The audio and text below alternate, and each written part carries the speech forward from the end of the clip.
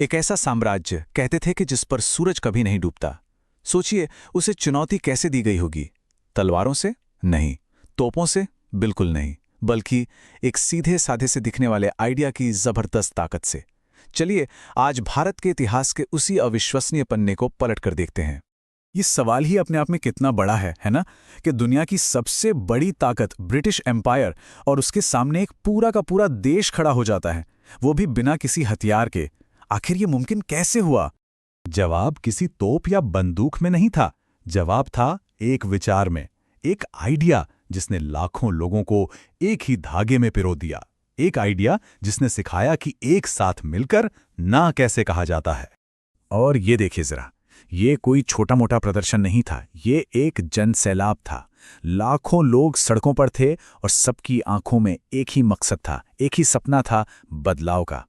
तो सवाल यह है कि आखिर ये विचार इतना ताकतवर बना कैसे? इसके लिए हमें उस दौर के भारत को समझना होगा।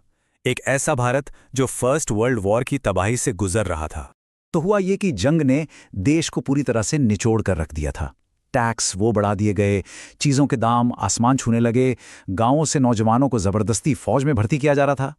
और जैसे ये सब काफ़ी नहीं था कि तभी खेतों में फसलें सूख गईं और ऊपर से एक भयंकर महामारी ने लाखों लोगों की जान ले ली। चारों तरफ बस गुस्सा था और मायूसी। और इस तबाही का असर कितना भयानक था, इसका अंदाजा इन आंकड़ों से लगाइए। करीब करीब 1.25 करोड़ लोग, सोचिए 1.25 करोड़ लोग अकाल और महामारी की भेंट चढ़ गए। ये सिर्फ एक नंबर नहीं है, ये उस वक्त के पूरे राष्ट्र का दर्द है। इसी घोर निराशा के बीच एक उम्मीद की किरण नजर आई। महात्मा गांधी साउथ अफ्रीका से भारत लौटे थे और वो अपने साथ लाए थे संघर्ष का एक बिल्कुल नया तरीका, एक नया हथियार। इस हथियार का नाम था सत्याग्रह। अब इसका मतलब सिर्फ चुपचाप जुल्म सहना नहीं था, नहीं, इसका मतलब था सत्य की शक्ति। गांधी जी का मानना था कि अगर आपकी लड़ाई सच्ची है तो आपको हिंसा की जरूरत ही नहीं है। आपका सच ही इतना ताकतवर है कि वो जुल्म करने वाले को अंदर से झकझोर देगा। और गांधी जी के इन शब्दों में ही सत्याग्रह का पूरा सार छुपा है। ये कोई पॉलिटिकल टैक्टिक नहीं थी, ये एक आत्मबल था, रूह की ताकत थी जो सिर्फ और सिर्फ सच्चाई से पैदा होती है। और भारत आकर गांधी जी ने इस हथियार को आजमाना शुरू किया। पहले चंपारण में किसानों के लिए, फिर खेड़ा में लगान के बोझ तले दबे लोगों के लिए, और फिर अहमदाबाद में मिल मजदूरों के हक के लिए। और हर बार सत्याग्रह कामयाब रहा। इन छोटी छोटी जीतों ने एक बड़े आंदोलन के लिए माहौल तो बना दिया था। अब बस एक चिंगारी की देर थी। और देखिए किस्मत का खेल, ये चिंगारी खुद ब्रिटिश सरकार ने ही लगा दी। ये चिंगारी थी रॉलेट एक्ट। भारतीयों को लगा था कि वर्ल्ड वॉर में मदद के बदले शायद उन्हें कुछ राहत मिलेगी, लेकिन मिला क्या? एक और काला कानून। इस कानून ने तो सरकार को अंधाधुंध ताकत दे दी थी।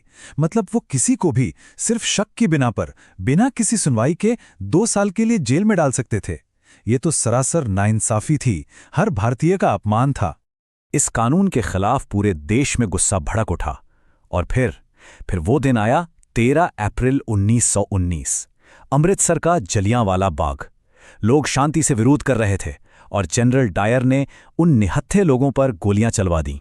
सैकड़ों लोग, बच्चे, बूढ़े, औरतें वहीं मारे गए। और जुल्म यहीं नहीं रुका।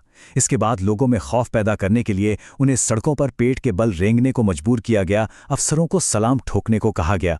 इस हैवानियत ने पूरे देश को अंदर तक हिलाकर रख दिया। इसी जुल्म के जवाब में एक ऐसे आंदोलन की शुरुआत हुई जिसे हम असहयोग आंदोलन कहते हैं। मतलब द ग्रेट रिफ्यूजल, हर उस चीज से इनकार जो गुलामी की निशानी थी। और इस आंदोलन के पीछे का आइडिया बहुत ही सीधा और असरदार था। गांधी जी ने कहा कि अंग्रेज हम पर राज इसलिए कर पा रहे हैं क्योंकि हम उनके साथ सहयोग कर रहे हैं। जिस दिन हम सब ने मिलकर ये सहयोग बंद कर दिया, ये साम्राज्य 1 साल भी नहीं टिक पाएगा। और इसके लिए एक पूरा प्लान बनाया गया। पहला स्टेप, सरकार से मिले सारे टाइटल्स और सम्मान वापस कर दो। फिर सरकारी नौकरी, पुलिस, कोर्ट कचहरी, स्कूल कॉलेज, सबका बॉयकॉट करो। और अगर सरकार फिर भी ना माने तो फिर पूरे देश में सिविल डिसोबीडियंस मूवमेंट शुरू किया जाएगा। लेकिन कहानी में एक पेच था। नारा दिया गया स्वराज का, अपना राज। पर इस एक शब्द का मतलब हर किसी के लिए थोड़ा थोड़ा अलग था। और ये जो फर्क था ना, ये बहुत गहरा था। देखिए, शहर में जो मिडिल क्लास थी, जो स्टूडेंट्स थे, उनके लिए स्वराज का मतलब था पॉलिटिकल फ्रीडम, अंग्रेजों से पूरी तरह आज़ादी। इसीलिए तो उन्होंने स्कूल, कॉलेज, कोर्ट कचहरी सब छोड़ दिया। लेकिन गांव में किसान के लिए स्वराज का मतलब कुछ और ही था। उसके लिए आज़ादी का मतलब था उस जालिम जमींदार से छुटकारा, उस भारी भरकम लगान से छुटकारा जो उसकी कमर तोड़ रहा था। जैसे विदेशी कपड़ों का बहिष्कार ही ले लीजिए। यह सिर्फ एक बॉयकॉट नहीं था। जब विदेशी कपड़ों की होली जलाई जाती थी तो वो सिर्फ कपड़ों में लगी आग नहीं होती थी, वो गुलामी की मानसिकता को जलाने का, अपनी आर्थिक और सांस्कृतिक आज़ादी का प्रतीक बन जाती थी। जवाहरलाल नेहरू ने जब गांव में किसानों के आंदोलन को करीब से देखा तो वो भी हैरान रह गए। उन्होंने लिखा कि कैसे वो आम किसान बिना किसी शोर शराबे के पूरी शांति और हिम्मत से जुल्म का सामना कर रहे थे। उनमें एक गजब का ठहराव था। तो आखिर में ये सवाल हमारे सामने खड़ा होता है कि जब एक पूरा देश आज़ादी के लिए उठता है तो क्या सबकी आज़ादी का मतलब एक ही होता है? असहयोग आंदोलन ने हमें यही सिखाया कि स्वराज का सपना तो एक था, पर उसे देखने वाली हर आंख अलग थी और उसकी ताबीर भी हर किसी के लिए अलग थी। और शायद इसी को समझना ही इतिहास को सही मायनों में समझना है।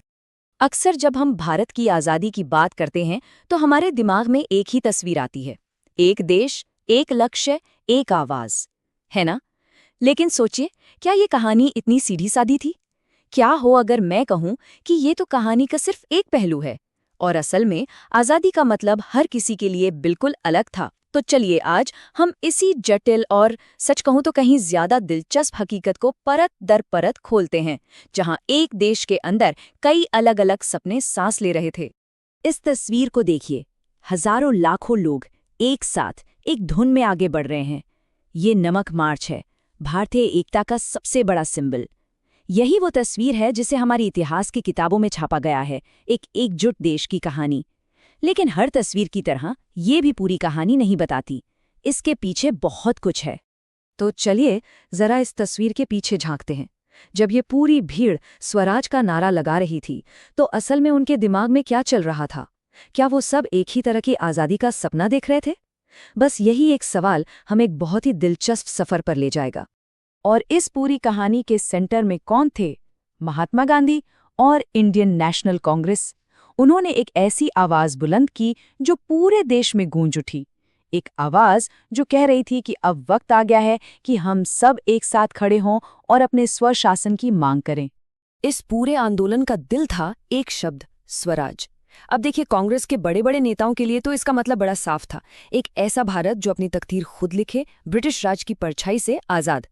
लेकिन जैसे ही ये विचार दिल्ली के बड़े बड़े कमरों से निकलकर गांव की गलियों और खेतों तक पहुंचा, इसने कई नए मतलब और रूप ले लिए। तो अब जरा जमीनी हकीकत पर आते हैं। चलिए देखते हैं कि दो बिल्कुल अलग अलग ग्रुप्स, एक तरफ विद्रोही और दूसरी तरफ मजदूर, इन्होंने स्वराज की इस पुकार को कैसे सुना और उसे अपनी जिंदगी की सच्चाई से कैसे जोड़ा। यही से कहानी असल में दिलचस्प होनी शुरू होती है। तो देखिए, आंध्र प्रदेश के घने जंगलों में गुडेम हिल्स के आदिवासियों के लिए स्वराज का मतलब दिल्ली में कोई संसद बनाना नहीं था। नहीं, उनके लिए स्वराज का सीधा सा मतलब था अपनी जमीन पर वापस अपना हक पाना। मतलब जंगल में अपने जानवरों को चराने की आज़ादी, अपनी रोजी रोटी के लिए लकड़ी लाने की आज़ादी। बहुत ही बेसिक चीजें जो उनसे छीन ली गई थीं। और उनके नेता थे अल्लूरी सीताराम राजू। कमाल की बात यह है कि वो गांधी जी का बहुत सम्मान करते थे, पर उनका मानना था कि आज़ादी का रास्ता अहिंसा से नहीं बल्कि हथियारों से ही मिलेगा। अब हजारों किलोमीटर दूर चलते हैं असम के चाय बागानों में। यहाँ मजदूर एक अलग ही तरह की कैद में जी रहे थे। एक ऐसा कानून था जो उन्हें बागानों से बाहर निकलने ही नहीं देता था। तो जब उन्होंने गांधी राज के बारे में सुना तो उन्हें लगा कि अब घर वापसी का टिकट मिल गया है। उनके लिए स्वराज का मतलब था अपने गांव की मिट्टी की खुशबू, अपने परिवार से मिलने की उम्मीद। ये एक बहुत ही मार्मिक सपना था जिसे अफसोस बहुत बेरहमी से कुचल दिया गया। तो ये जो अलग अलग आवाज़ें थीं, ये जो अलग अलग संघर्ष थे, इन्होंने राष्ट्रीय आंदोलन को एक नया रूप दिया। कांग्रेस को भी धीरे धीरे यह एहसास होने लगा था कि सिर्फ स्वराज का नारा लगाना ही काफ़ी नहीं है। अब लक्ष्य को और साफ करना होगा और तरीकों को भी बदलना होगा। 1922 में चौरी चौरा में हिंसा की एक घटना के बाद गांधी जी ने असहयोग आंदोलन वापस ले लिया। कुछ वक्त के लिए सब शांत हो गया, लेकिन ये तूफान से पहले की खामोशी थी। दशक के आखिर तक साइमन कमीशन के विरोध ने पूरे देश में एक नई आग लगा दी। और फिर दिसंबर 1929 की एक सर्द रात में कांग्रेस ने एक ऐतिहासिक फैसला लिया। अब उन्हें सिर्फ स्वराज नहीं चाहिए था, उन्हें चाहिए था पूर्ण स्वराज, पूरी और बिना किसी शर्त की आज़ादी। ये एक बहुत बड़ा टर्निंग पॉइंट था। जरा इन शब्दों की ताकत को महसूस कीजिए। ये भारतीय लोगों का अहरणीय अधिकार है कि उन्हें स्वतंत्रता मिले। ये कोई रिक्वेस्ट नहीं थी, ये एक ऐलान था। 26 जनवरी 1930 को इस प्रतिज्ञा के साथ समझौते के सारे रास्ते बंद हो गए। अब मंजिल सिर्फ एक थी, पूर्ण स्वतंत्रता। और इस ऐलान को हकीकत में कैसे बदला गया? बस एक मुट्ठी नमक से। देखिए, दांडी मार्च सिर्फ एक पैदल यात्रा नहीं थी, ये एक मास्टर स्ट्रोक था। नमक, एक ऐसी चीज जो हर भारतीय के घर में थी, चाहे वो अमीर हो या गरीब। उसी नमक को ब्रिटिश साम्राज्य के जुल्म का सबसे ताकतवर प्रतीक बना दिया गया। लेकिन जब पूरा देश नमक कानून तोड़ रहा था, तब भी हर किसी के दिमाग में अपना अपना हिसाब किताब चल रहा था। एकता की इस बड़ी लहर के ठीक नीचे आर्थिक हितों की अलग अलग धाराएं बह रही थीं। तो चलिए अब देखते हैं कि किसानों और व्यापारियों के लिए इस आंदोलन का क्या मतलब था। अब ये जो टेबल है ना, ये इस आर्थिक खींचतान को बिल्कुल साफ कर देती है। एक तरफ थे अमीर किसान जो कम लगान के लिए लड़ रहे थे, दूसरी तरफ थे गरीब किसान जो किराया माफी का सपना देख रहे थे, और फिर थे व्यापारी जो बस अपने बिजनेस के लिए एक अच्छा माहौल चाहते थे। सब के सब आंदोलन में कूदे, पर अपनी अपनी शर्तों पर। और जैसे ही लगा कि उनकी मांगें पूरी नहीं हो रही, उनका जोश ठंडा पड़ने लगा। आप समझ सकते हैं कांग्रेस के लिए ये कितना मुश्किल रहा होगा, जैसे किसी रस्सी पर चल रहे हों जहां हर कोई आपको अपनी तरफ खींच रहा हो। लेकिन ये जो दरारें थीं, ये सिर्फ आर्थिक नहीं थीं। भारतीय समाज का जो ढांचा था, जो सदियों से चला आ रहा था, उसने भी ये तय किया कि कौन आंदोलन के दिल में होगा और कौन किनारे पर रहेगा। हजारों महिलाएं अपनी घरों की दहलीज लांघकर बाहर निकलीं। उन्होंने जुलूस निकाले, नमक बनाया और लाठियां भी खाईं। ये अपने आप में एक सामाजिक क्रांति से कम नहीं था, लेकिन इसमें एक विडंबना भी थी। जहां एक तरफ उन्हें राष्ट्र की सेवा के लिए देवी का दर्जा दिया जा रहा था, वहीं दूसरी तरफ आंदोलन का नेतृत्व करने वाले पुरुषों के बीच उन्हें बराबरी का हक नहीं मिला। और फिर थे औद्योगिक मजदूर और दलित समुदाय। उनकी अपनी लड़ाइयां थीं, बेहतर तनख्वाह के लिए, इज्जत के लिए और सामाजिक न्याय के लिए। लेकिन कांग्रेस यहाँ एक कश्मकश में थी। अगर वो इन आवाज़ों को ज्यादा जोर से उठाती तो उसे डर था कि अमीर उद्योगपति और ऊंची जाति के हिंदू नाराज हो जाएंगे। ये उस एकता को बनाए रखने की एक, कह सकते हैं, कड़वी कीमत थी। तो इन सभी बिखरी हुई कहानियों को, आदिवासियों की, मजदूरों की, किसानों की, महिलाओं की, जब हम एक साथ जोड़ते हैं तो आज़ादी की कैसी तस्वीर उभर कर सामने आती है। सच्चाई ये है कि भारत का स्वतंत्रता आंदोलन कोई एक सीधा साधा गाना नहीं था, बल्कि वो एक ऑर्केस्ट्रा की तरह था, जहां हर कोई अपनी अपनी धुन बजा रहा था। और उसकी असली खूबसूरती और ताकत इसी बात में थी कि स्वराज के एक बड़े विचार ने इन सभी अलग अलग धुनों को कुछ वक्त के लिए ही सही एक सुर में बांध दिया था। और ये हमें एक ऐसे सवाल पर लाके छोड़ देता है जो आज भी उतना ही प्रासंगिक है। जब एक देश कई अलग अलग सपनों से मिलकर बना हो, तो वो एक साथ कैसे रहता है? भारत की आज़ादी की लड़ाई सिर्फ इतिहास का एक पन्ना नहीं है, ये इसी सवाल की एक लगातार चलती हुई खोज है। हम सब यही जानते हैं कि भारत की आज़ादी की लड़ाई अंग्रेज़ों के खिलाफ थी, पर क्या ये कहानी इतनी सीधी है, या फिर उस बड़ी लड़ाई के अंदर कई और लड़ाइयाँ भी चल रही थीं? एक राष्ट्र बनाने का संघर्ष। आज हम इन्हीं अलग अलग आवाज़ों को समझने की कोशिश करेंगे, जिन्होंने मिलकर आधुनिक भारत की पहचान गढ़ी। तो चलिए इस सफर पर आगे बढ़ते हैं। सबसे पहले हम देखेंगे एकता के विरोधाभास को, फिर दलितों के न्याय की मांग को समझेंगे, उसके बाद मुस्लिम समुदाय के डर और उनके अलग थलग पड़ने की भावना पर नजर डालेंगे, फिर देखेंगे कि इन सबके बीच एक राष्ट्रीय पहचान कैसे बनी, और आखिर में ये समझेंगे कि ये कहानी आज भी अधूरी क्यों लगती है। तो शुरुआत करते हैं एकता के विरोधाभास से। एक एकजुट मोर्चा। देखिए, आज़ादी के लिए लड़ने वालों के सामने सबसे बड़ी चुनौती यही थी, एकता। सुनने में ये जितना आसान लगता है, असल में ये उतनी ही बड़ी पहेली थी। जरा इस तस्वीर को देखिए। कांग्रेस के बड़े नेता महात्मा गांधी, जवाहरलाल नेहरू और मौलाना आजाद एक साथ एक फ्रेम में। एकता की एक बेहतरीन मिसाल लगती है ना? लेकिन इस तस्वीर के पीछे एक बिल्कुल अलग कहानी थी।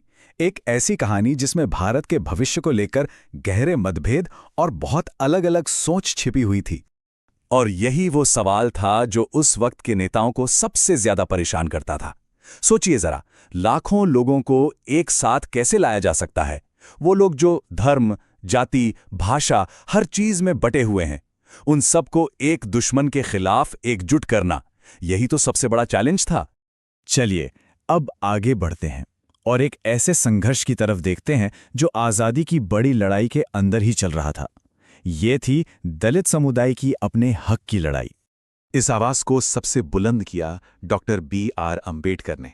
उनका मानना बिल्कुल साफ था। वो कहते थे कि अगर इस समुदाय की सामाजिक परेशानियों को दूर करना है तो उन्हें राजनीतिक ताकत देनी होगी, पॉलिटिकल एम्पावरमेंट। और इसी मकसद से उन्होंने 1930 में डिप्रेस्ड क्लासेस एसोसिएशन बनाई ताकि दलित अधिकारों की बात नेशनल स्टेज पर जोर शोर से उठाई जा सके। तो अंबेडकर ने मांग क्या रखी? उन्होंने मांग की सेपरेट इलेक्टोरेट्स की। अब ये क्या है, इसको ऐसे समझते हैं। मान लीजिए स्कूल में अलग अलग हाउस होते हैं ना, रेड हाउस, ब्लू हाउस, और हर हाउस के बच्चे सिर्फ अपने ही हाउस के कैप्टन को वोट दे सकते हैं। बस अंबेडकर दलित समुदाय के लिए कुछ ऐसा ही चाहते थे, ताकि उनके नेता सिर्फ उन्हीं के वोट से चुने जाएं और सही मायनों में उनकी आवाज बन सके। लेकिन इस एक मांग ने आज़ादी की लड़ाई के दो सबसे बड़े चेहरों को आमने सामने ला खड़ा किया। एक तरफ थे अंबेडकर, जिनके लिए ये राजनीतिक हक का सवाल था, और दूसरी तरफ थे गांधी जी। उन्हें डर था कि अगर ऐसा हुआ तो समाज हमेशा के लिए बढ़ जाएगा। और जब अंग्रेजों ने अंबेडकर की ये मांग मान ली तो गांधी जी इसके विरोध में आमरण अनशन पर बैठ गए। हालात काफी गंभीर हो गए थे। तो इस टकराव को सुलझाने के लिए सितंबर 1932 में एक समझौता हुआ, एक ऐतिहासिक समझौता जिसे हम आज पूना पैक्ट के नाम से जानते हैं। इस पैक्ट में क्या हुआ? इसमें सेपरेट इलेक्टोरेट्स यानी अलग से चुनाव का आइडिया तो छोड़ दिया गया, लेकिन उसके बदले में प्रोविंशियल और सेंट्रल काउंसिल्स में उनके लिए सीटें रिजर्व कर दी गईं। पर यहां एक लेकिन था। इन सीटों पर जो भी प्रतिनिधि खड़ा होगा उसको वोट सब लोग देंगे, यानी जनरल इलेक्टोरेट। इस एक समझौते ने आने वाले भारत में दलित समुदाय के पॉलिटिकल रिप्रेजेंटेशन का पूरा रास्ता ही तय कर दिया। तो ये तो हुई दलित रिप्रेजेंटेशन की बात। अब कहानी में एक और पहलू जोड़ते हैं। चलिए अब भारत के मुस्लिम समुदाय के अंदर जो डर और चिंताएं थीं, उन पर नजर डालते हैं। देखिए, 1920 के दशक के बाद ना बहुत से मुसलमानों को कांग्रेस से एक दूरी महसूस होने लगी। उन्हें एक डर सताने लगा कि आज़ाद भारत में हिंदू बहुमत उन पर हावी हो जाएगा, और बस यहीं से शक और बेएतबारी का माहौल बनने लगा। इससे हुआ ये कि अंग्रेजों के खिलाफ एक साथ मिलकर लड़ने की जो बात थी वो कमजोर पड़ने लगी, और इस डर को अब एक इंटेलेक्चुअल आधार भी मिल रहा था। 1930 में मुस्लिम लीग के एक बहुत बड़े नेता थे सर मोहम्मद इकबाल। उन्होंने कहा कि भाई देखो, यूरोप वाला डेमोक्रेसी का सिस्टम इंडिया में नहीं चल सकता। क्यों? क्योंकि यहाँ अलग अलग समुदाय रहते हैं और उनकी पहचान को आप ऐसे ही नजरअंदाज नहीं कर सकते। इकबाल का तर्क ये था कि अगर इंडियन मुस्लिम्स को अपनी संस्कृति, अपनी पहचान बचानी है तो उनके लिए या तो एक अलग राज्य होना चाहिए या फिर वही सेपरेट इलेक्टोरेट्स। और इसी सोच ने आगे चलकर एक अलग देश की मांग को एक मजबूत जमीन दी। तो एक तरफ ये सारी राजनीतिक बातें हो रही थीं, लेकिन इसके पैरेलल में एक और कोशिश चल रही थी, लोगों के दिलों को जोड़ने की, एक साझी पहचान बनाने की, एक राष्ट्रीय पहचान को गढ़ा जा रहा था। अब ये पहचान कैसे बनाई जा रही थी? कई तरीके थे, जैसे भारत के शानदार इतिहास और पुराने उपलब्धियों को फिर से सामने लाया जा रहा था। ऐसी लोक कथाएं और गीत मशहूर किए जा रहे थे जिनमें देशभक्ति हो, झंडे बनाए जा रहे थे, तस्वीरें बनाई जा रही थीं, ऐसे सिंबल्स जो लोगों को जोड़ें, और पुरानी घटनाओं को इस तरह से बताया जा रहा था जिससे लोगों में गर्व की भावना जागे। इसके दो बेहतरीन उदाहरण यहां दिखते हैं। एक तरफ बाल गंगाधर तिलक हैं, जिनके आसपास मंदिर, चर्च, मस्जिद सब धार्मिक एकता के प्रतीक हैं, और दूसरी तरफ है भारत माता की ये तस्वीर। यहां देश को एक देवी के रूप में दिखाया गया है, एक शक्तिशाली दिव्य रूप में। अब इन कोशिशों से बहुत से लोग तो जुड़े, इसमें कोई शक नहीं, लेकिन इसका एक दूसरा पहलू भी था। अक्सर इन सिंबल्स में हिंदू प्रतीकों का इस्तेमाल होता था। इसकी वजह से मुस्लिम समुदाय जैसे दूसरे समुदायों को कई बार महसूस होता था कि वो इस तस्वीर का हिस्सा नहीं है, और यही सबसे बड़ी मुश्किल थी, ऐसे नेशनल सिंबल्स बनाना जो सच में सबको अपने लगें। तो इन सब अलग अलग कहानियों को सुनने के बाद हम आखिर कहाँ पहुंचते हैं? चलिए इन सब धागों को एक साथ जोड़कर देखते हैं कि ये अधूरी कहानी हमें क्या सिखाती है। ये तस्वीर देखिए, भारत छोड़ो आंदोलन के वक्त की है। महिलाएं जुलूस निकाल रही हैं। ऐसी तस्वीरों से साफ है कि आज़ादी की लड़ाई में लोगों ने बढ़ चढ़कर हिस्सा लिया। भीड़ उमड़ पड़ी थी। लेकिन हर किसी के लिए आज़ादी का मतलब अलग था। सब अपने अपने सपने और अपनी अपनी उम्मीदें लेकर इस आंदोलन में शामिल हुए थे। तो इसका सार क्या है? यही कि आज़ादी की लड़ाई कोई एक सीधी सादी कहानी नहीं थी। ये एक प्रोसेस था जिसमें अलग अलग सपने देखने वाले ग्रुप्स के बीच लगातार एक समझौता, एक नेगोशिएशन चल रहा था। और अंग्रेज़ों के खिलाफ जो एकता बनती भी थी ना, वो अक्सर इन अंदरूनी झगड़ों की वजह से टूट जाती थी। और यहीं से वो सवाल निकलता है जो सिर्फ भारत के लिए नहीं बल्कि आज दुनिया के हर देश के लिए एक बहुत बड़ी चुनौती है। जब इतने अलग अलग तरह के लोगों से एक देश बनता है तो आखिर किसकी कहानी मेन स्टोरी बनती है? ये एक ऐसा सवाल है जिसका जवाब आज भी ढूंढा जा रहा है।